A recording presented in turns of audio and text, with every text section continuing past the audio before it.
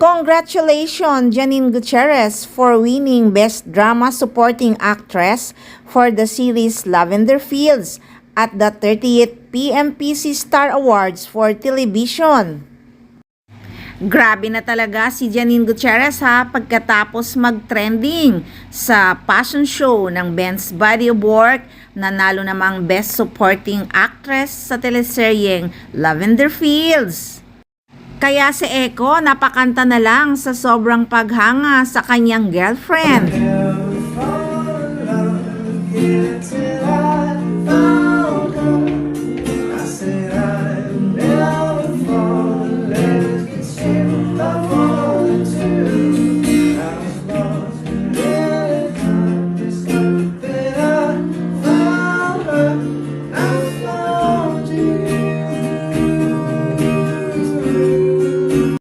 Kinikilig talaga ako habang kumakanta si Eko Si Janine Gutierrez lang talaga ang naa-associate ko sa song na yan.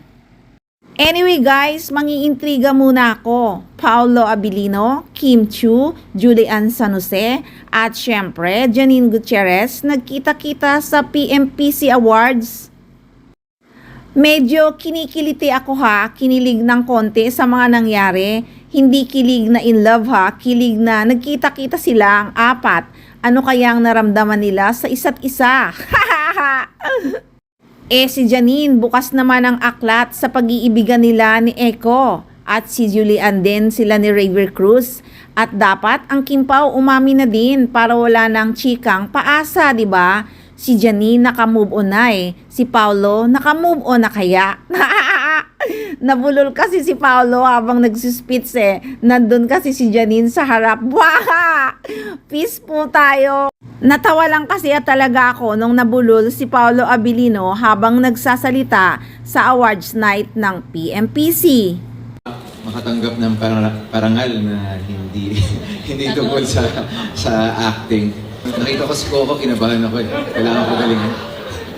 Kunyari pa talaga si Paolo na si Coco Martin ang nakita niya kaya siya kinabahan. Hindi kaya si Janine Gutierrez ang nakita niya.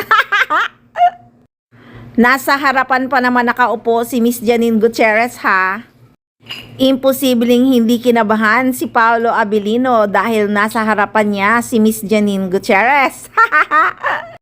So yan nga ang ilang kaganapan ng Ekonin sa kasalukuyan.